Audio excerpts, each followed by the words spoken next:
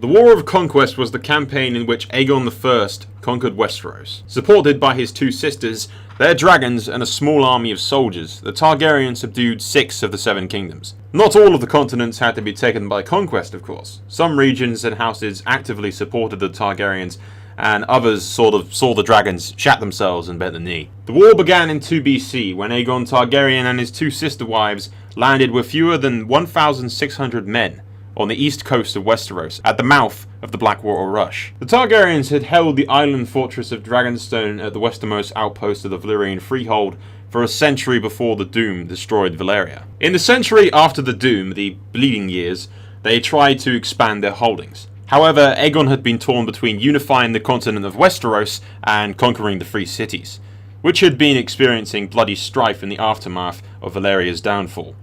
He rejected several claims from many of the free cities asking for help to unite them as a new freehold under his control, and chose the far more ambitious course of invading Westeros. With very limited manpower, the Targaryens knew that their full-grown dragons would be their ultimate weapon. Sometime before Aegon's landing, Harren the Black, the King of the Iron Islands and the Riverlands, was nearing the completion of his vast castle, Harrenhal, and was said to be looking for more conquest. The Storm King at the time had growing afraid of Harren, and so proposed an alliance with Aegon. It is believed he wanted to create a buffer zone between him and Harren. He offered the hand of his daughter in marriage as well as a dowry of land, though much of the land he offered was in fact in possession of Harren the Black. Aegon refused, and instead offered the hand of his best friend and rumoured bastard brother, Orys Baratheon.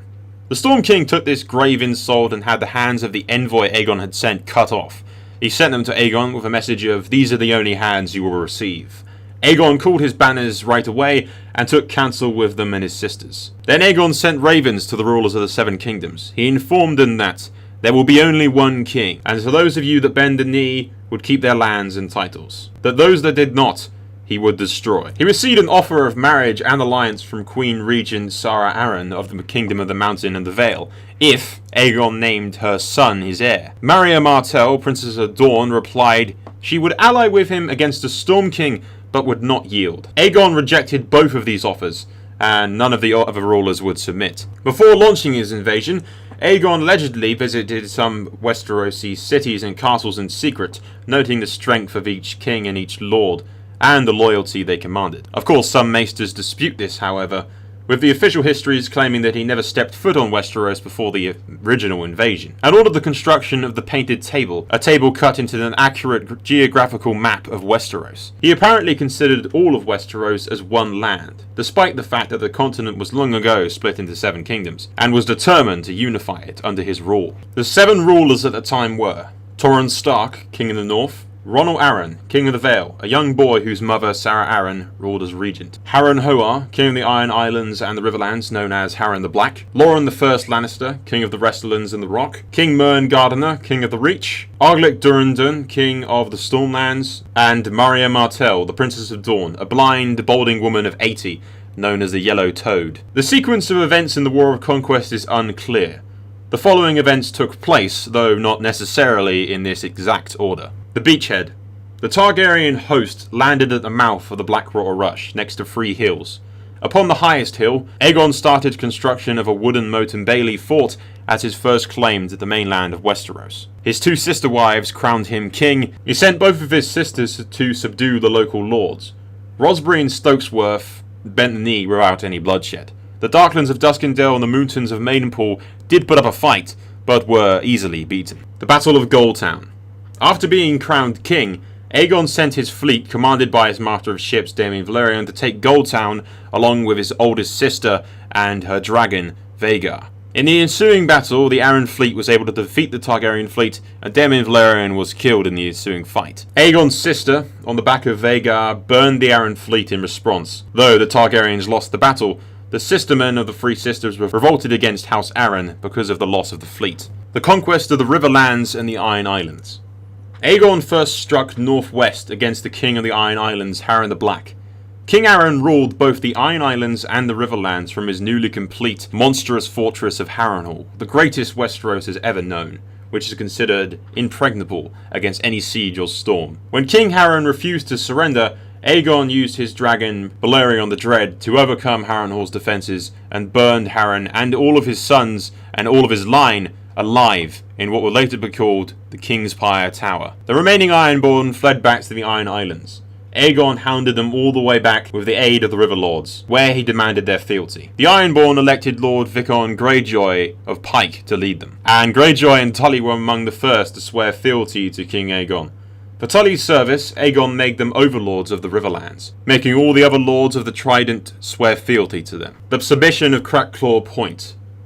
Following the death of King Harren the Black at Harrenhal, Aegon had sent his oldest sister to demand the submission of the lords of Crackclaw Point. The lords understood that they had no chance, so they laid their swords at their feet. Aegon's sister took them as her own men, and they would swear no fealty but to the Iron Throne. They bent the knee to her without any quarrel, and in return she promised them that they would be direct vassals of the Targaryens. The Conquest of the Stormlands. In the east, Orys Baratheon, Aegon's alleged bastard half-brother, led an army against Storm's End with the aid of Aegon's youngest sister and her dragon Meraxes. King Arglant the Arrogant, also known as the Storm King, soon proved the truth of his name. Rather than take shelter behind the walls of his fortress, he took the field, confident of victory. A pitched battle was fought and Orys Baratheon slew him in single combat. It is unclear whether Orys commanded a separate host or was merely commanding a confidant of Aegon's own army. After the battle, the Storm King's daughter declared herself to be Storm Queen and continued to hold Storm's End. However, the garrison at Storm's End surrendered the castle after taking the Storm Queen and bringing her to Orys naked and in chains. Orys immediately clove the poor girl. Aegon later on gave Orys the Storm King's sigil, castle, lands, and the Storm King's own daughter, who previously he had shown kindness to, all as rewards for his victory in the Stormlands. In truth, the Battle of the Last Storm with Orys Baratheon and the Storm King was very much against Orys' favour. He was in fact losing until Meraxes the dragon showed up and pretty much turned the tide in Orys' favour. Conquest of the Westerlands and the Reach. After their separate engagements, the Targaryens and their dragons met at the Stony Sept in response to a gathering of a great host in the west. Alarmed at the sweeping success of their invaders, King Loren Lannister of the Rock and King Mern of the Reach made an alliance and assembled their armies to face the Targaryens. Their army, dubbed by historians the Host of the Two Kings, numbered in around about 55,000 troops, while the Targaryens only had 10,000 men, many of uncertain loyalty and reliability. The battle went very badly for the Targaryen army. With their smaller force severely weakened and in danger of routing, Aegon and his sisters deployed all 3 dragons at once, the only time this happened during the war.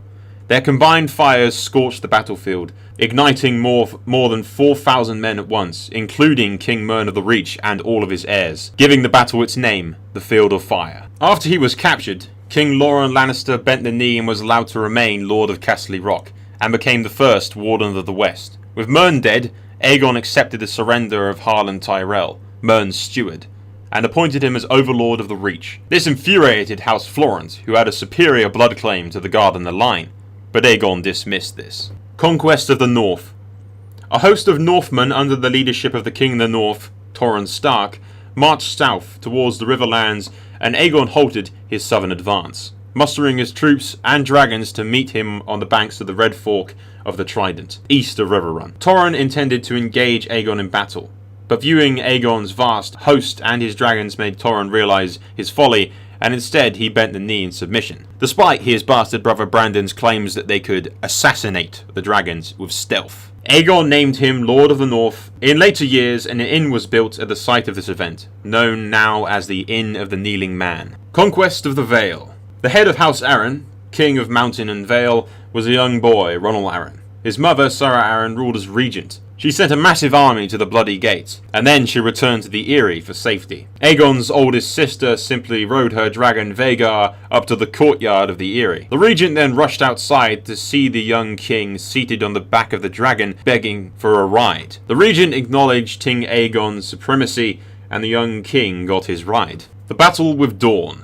Aegon's youngest sister led the invasion of Dorne in an attempt to secure the southernmost lands as well. The army was taken through the Red Mountains, but the Dornish, having learned of the mistakes made at the Field of Fire and Harrenhal, refused to give open battle or hide in their castles, instead striking supply lines and engaging in guerrilla warfare, melting away before the dragons could be brought to bear. The Targaryens captured holdfasts to no avail, as their people had already fled, leaving only the elderly and infirm. Frustrated, Aegon's youngest sister flew directly to Sunspear to demand Princess Myrcella's surrender. Instead, she informed her that, "This is Dorne. You are not wanted here. Return at your peril." Aegon's sister replied that she would return with fire and blood, but the Dornish princess simply replied, "Unbowed, unbent, unbroken," and the Targaryen army withdrew from Dorne, leaving the country untaken. 1,000 pinpricks did what a pitched battle could not, and Aegon chose to withdraw and leave Dorne as an independent nation. The Conquest of Oldtown. When news arrived in Oldtown of the landing of Aegon and his sisters, the High Septon fasted and prayed for 7 days and nights under the dome of the Starry Sept. He then announced that the faith would not have them oppose the Targaryens. Because the crone had shown him that he would not do well, and it would mean the destruction of Oldtown in Dragonflame, Lord Hightower, a pious man, kept his forces at Oldtown rather than joining with his liege lord King Mern.